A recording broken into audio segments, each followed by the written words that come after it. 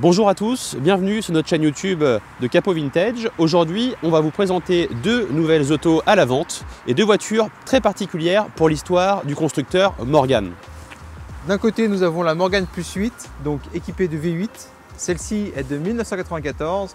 Et de l'autre côté, une version plus récente, une Roadster V6 3 litres de 2004. Bon, vous allez nous dire, c'est deux générations différentes. Vous avez raison, puisqu'il y a 10 ans qui séparent ces deux autos. En revanche, elles ont l'ADN Morgan et on va vous présenter les subtilités et les différences de ces deux modèles en particulier. Donc, comme je disais, c'est un modèle de 2004 et elle comptabilise actuellement 36 000 km, donc un kilométrage faible pour son âge. Concernant sa configuration, c'est le fameux Connaught Green avec un intérieur en cuir beige, intérieur cuir biscuit, une combinaison que l'on adore. Et vous pouvez l'apercevoir à l'extérieur, elle est équipée de nombreuses options que l'on verra par la suite. Bon, maintenant concernant cette Plus 8, vous le remarquerez, c'est une couleur très vive qui lui va bien. C'est la couleur Sport Red, donc un rouge assez vif avec une sellerie noire, une capote en mohair noir, toute la sellerie cuir noir qui se marie très bien avec le rouge. On le voit très souvent sur les configurations des voitures anciennes que l'on a également à la vente. Ce véhicule-là a bien 31 ans, il a dépassé les 30 ans l'an dernier et donc il pourra être immatriculé au souhait du futur propriétaire avec une carte grise de collection. Alors Clément avait pu évoquer la capote sur la Plus 8, celle-ci est également en mohair mais de couleur verte et les systèmes ici sont différents. Ici c'est le système EasyFit, donc un système très facile qui permet de monter la capote même si l'on est seul. Et elle dispose également du couvre-capote en mohair vert, tout comme la pochette de rangement pour les set-screens. Alors pour en revenir sur le système de capote, ici dans ces années début 90, nous n'avions pas encore le système de capote EasyFit, donc c'est le système traditionnel avec toutes les pressions qui sont à mettre sur le pare-brise et également sur la partie arrière. Sincèrement, c'est un coup de main, mais ça se fait très bien. Et on peut également le faire tout seul ou à deux si on veut que ce soit encore plus évident et facile à réaliser. Allons maintenant sur les différentes options extérieures, visuelles, avec la Morgan que présente Damien. Alors déjà sur la face avant, on remarque beaucoup de chrome, que ce soit au niveau des butoirs, au niveau de la calandre avec sa grille juste à l'arrière. On a également du chrome sur les cerclages de feu, sur les deux petites veilleuses au-dessus des ailes. Et on a également un porte-badge juste en dessous de la calandre, au-dessus de la plaque d'immatriculation. Alors ici, on n'a pas les butoirs, mais on a la fameuse lame de pare-choc en aluminium avec le système porte-plaque qui est en dessous. Ce n'est pas le nouveau système porte-plaque comme sur le modèle qui est juste à côté. On a également le petit porte-badge à l'avant qui vous permettra de mettre les différents badges de vos clubs ou des différentes sorties que vous allez réaliser. On a aussi les longues portées qui ont été montées sur ce véhicule.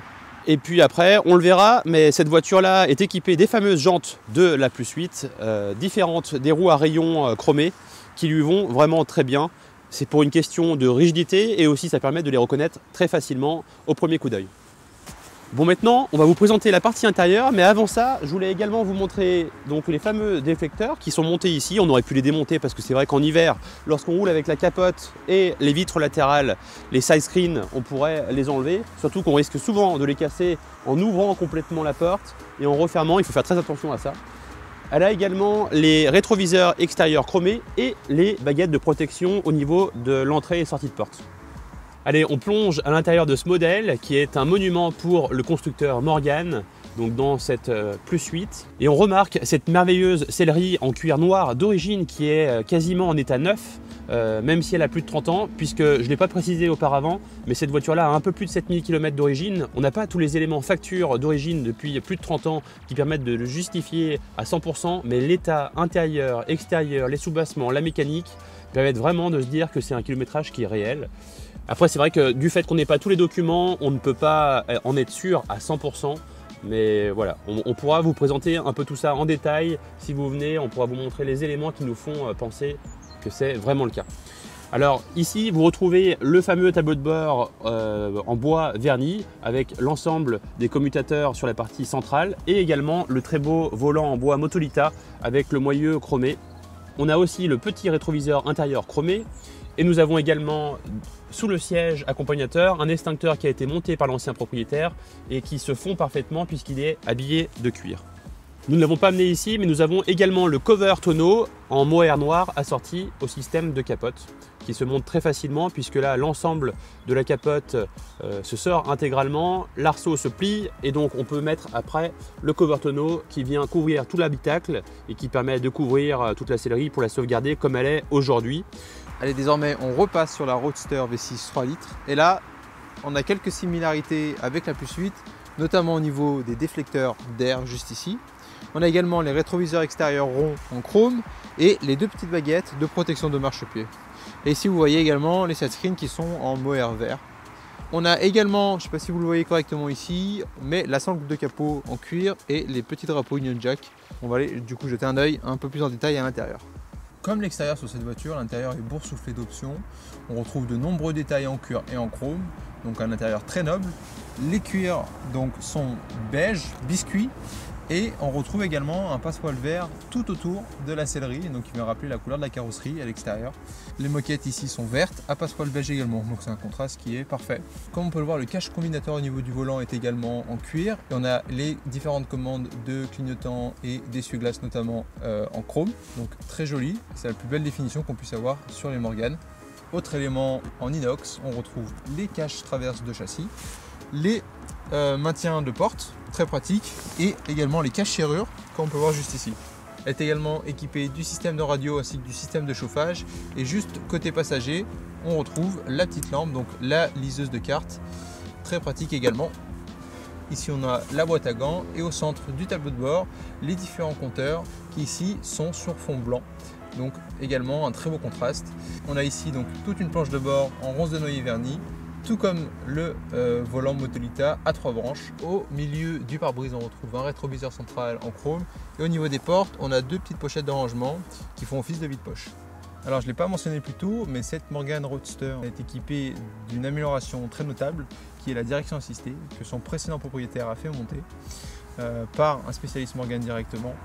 Et donc ce dernier propriétaire a possédé la voiture pendant près de 20 ans. Il l'avait acheté en 2005 et aujourd'hui on possède encore tous les papiers, donc bonne commande, etc. Donc on arrive vraiment à retracer parfaitement l'historique.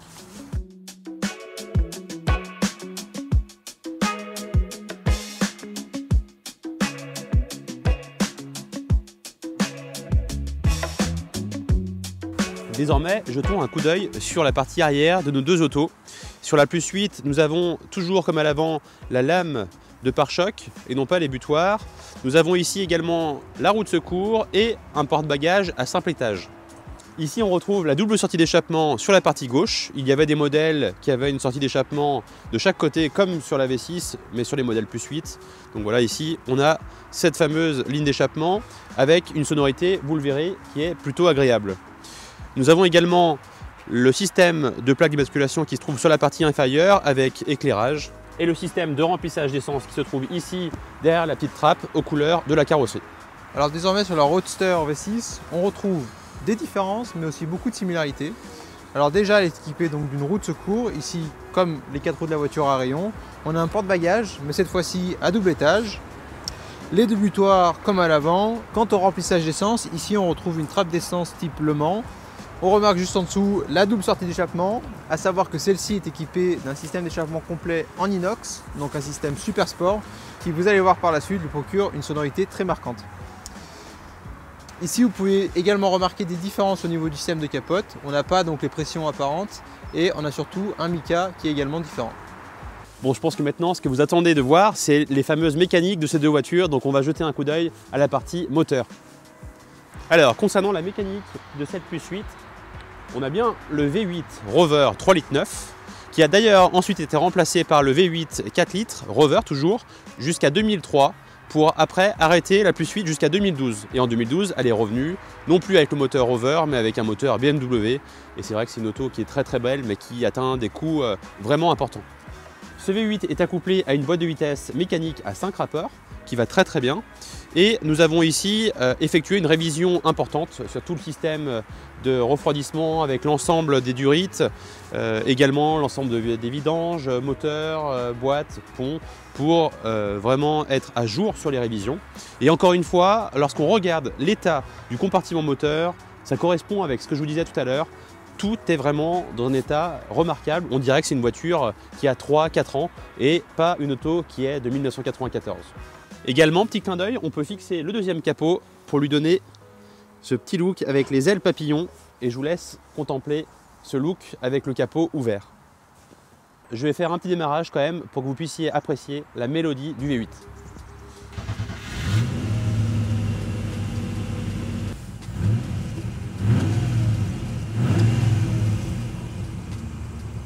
Allez, désormais on replonge sur cette Morgan Roadster avec ce V6 3 litres que l'on peut apercevoir ici. Celui-ci développe 225 chevaux, accouplé à une boîte de vitesse mécanique à 5 rapports, donc une boîte Getrag. Tout cela couplé à la direction assistée font que la voiture peut vraiment être profitable et ce dans de nombreuses situations. Donc c'est très agréable et c'est un gros plus, c'est vrai. Elle dispose également d'un radiateur en aluminium que l'on peut apercevoir juste ici. Et pour la vente de cette auto, une révision complète sera effectuée dans notre atelier.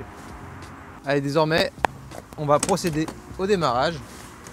Vous allez pouvoir entendre cette ligne d'échappement assez particulière.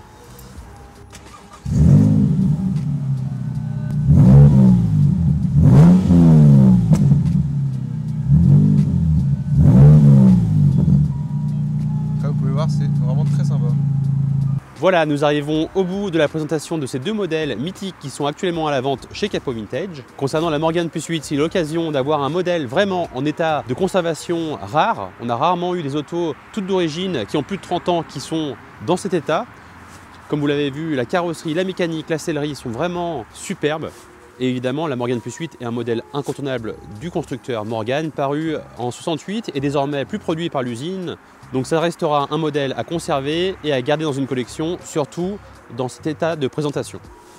Et concernant donc la Roadster V6, le 3 litres a été plus tard remplacé par le 3 litres 7 avant d'être totalement remplacé par la nouvelle génération, donc la Plus 6. N'hésitez pas à nous dire ce que vous pensez de ces autos et laquelle vous préférez, que ce soit en termes de configuration ou de motorisation.